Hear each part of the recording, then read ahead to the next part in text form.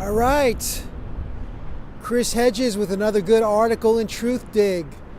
This one titled The Election Circus.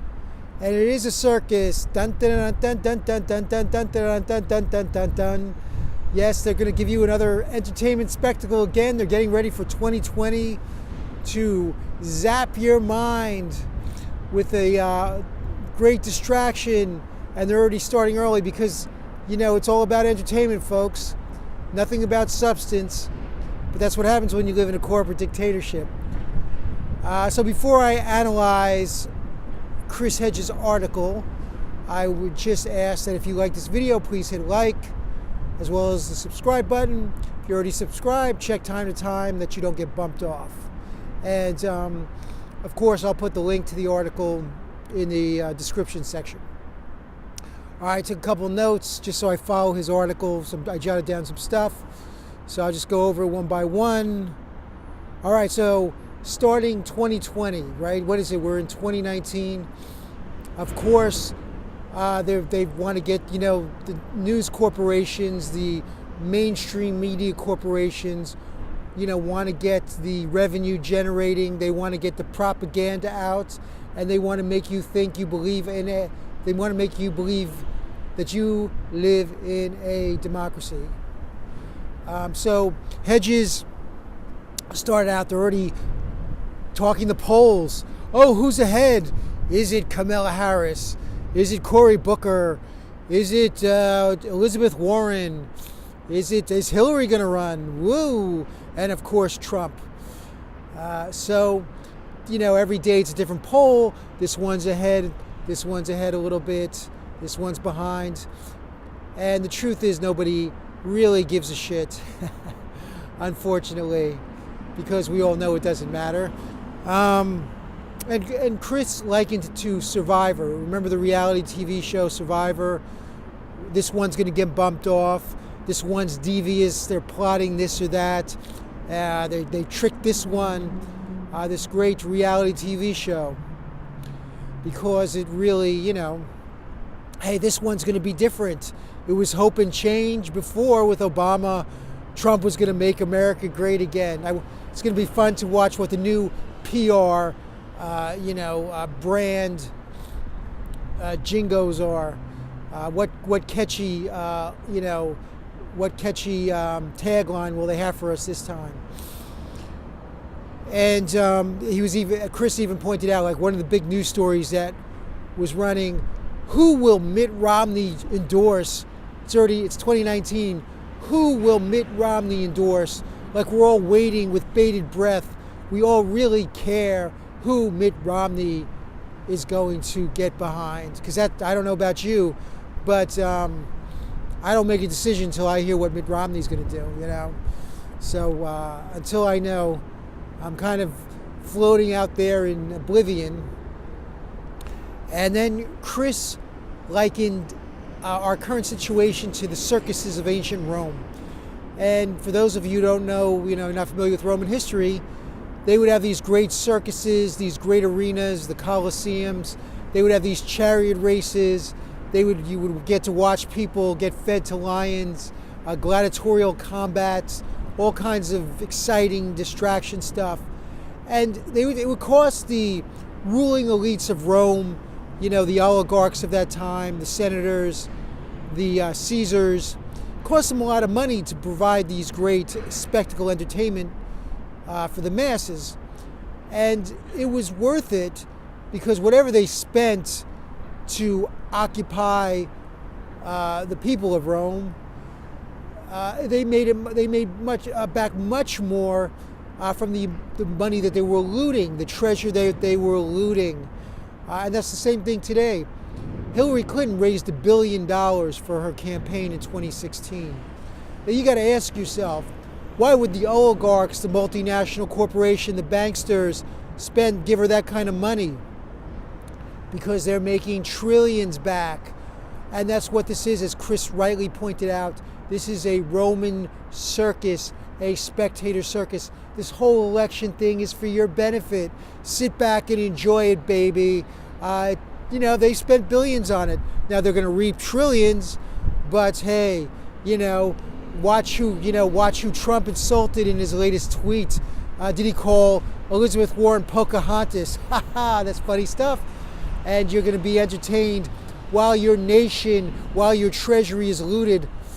So fantastic. It's good stuff.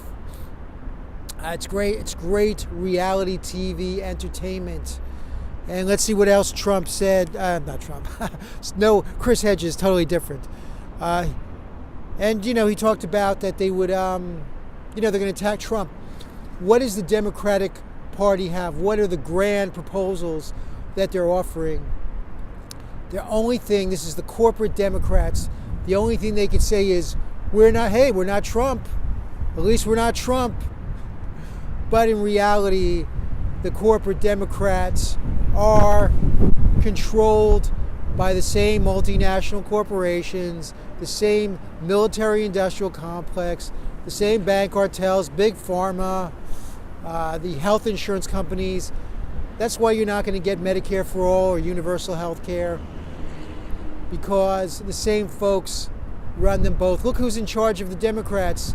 House Speaker of the House, Nancy Pelosi, a bigger crook, a surveillance state enthusiast. No bigger crook, no bigger surveillance state enthusiast, no, bankster, cheerleader exists greater than her.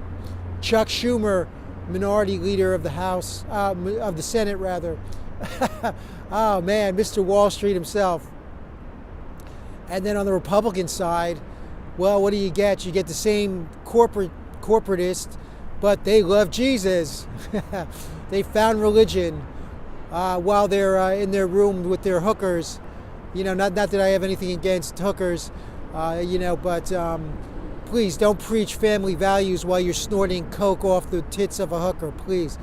And hey, that's your thing. I'm not, that's your,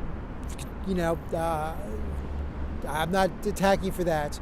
What I'm attacking you for is your hypocrisy for being like this righteous family guy, all right? Republicans are the worst when it comes to that hypocrisy bullshit. And, it's just a joke. It's a farce. It's insane. And then he mentioned Bernie Sanders. Bernie Sanders was, he tried, he got compromised, and then he had to endorse Clinton. And Chris made a good point. After the election was stolen from him by the Democratic Party, stolen, ripped off Democratic Party, totally rigged. We know this through WikiLeaks. Sanders is running as a Democrat. The party that ripped him off, turned him out, and Chris was a little harsh on him. But no, Sanders is not going to save you. They will never let him be president. If they ever did, he would be so compromised it wouldn't be funny. It's not happening. And so what else was he talking about? Yeah, and the endless war. It's all the same shit. I don't know. When is the American people going to wake up? When are you going to stop participating in this farcical circus? It is P.T. Barnum on steroids. And so that was the crux of Chris's article, basically.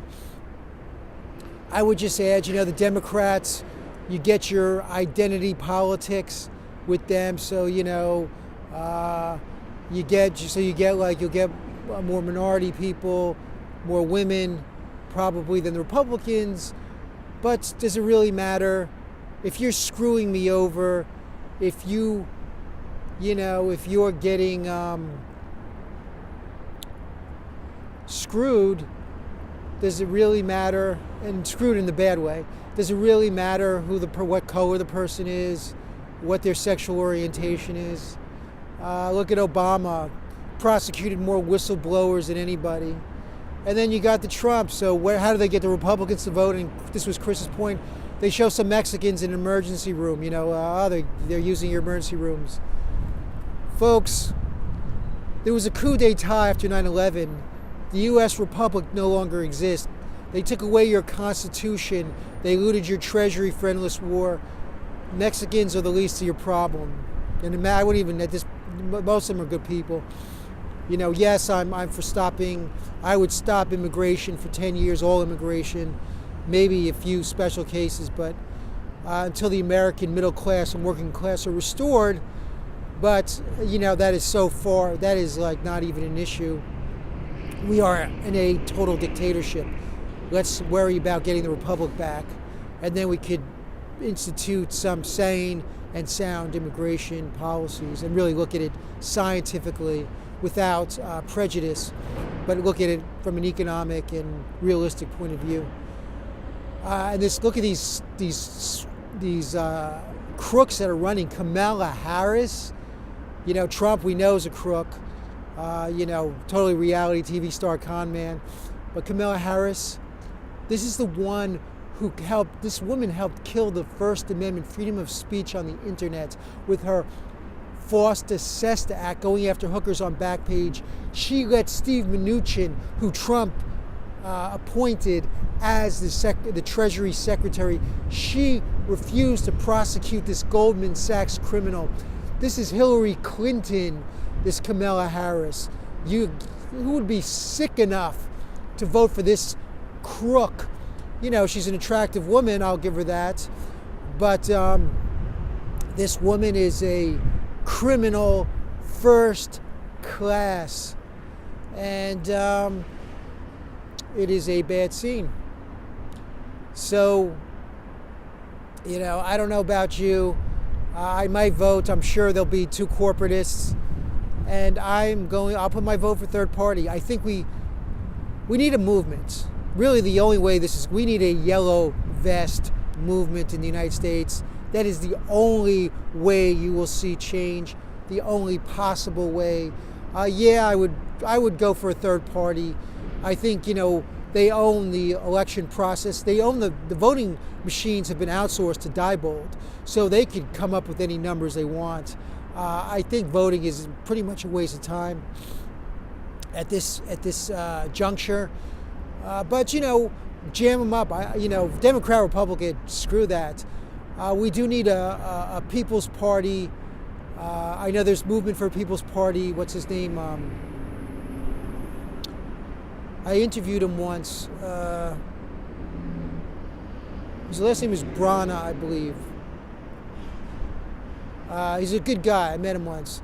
But Movement for a People's Party, that's his platform. They were pretty cool. Definitely, I would be down with them or anybody else who has a decent platform. But the thing is, forget it. Get out of the Republican Democratic Party matrix. It is a total matrix. You are so plugged into the Maya illusion.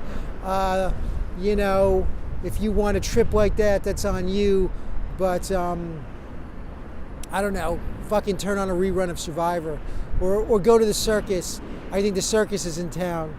Watch the clowns, watch the freak show, watch the fucking two-headed lady, the bearded lady.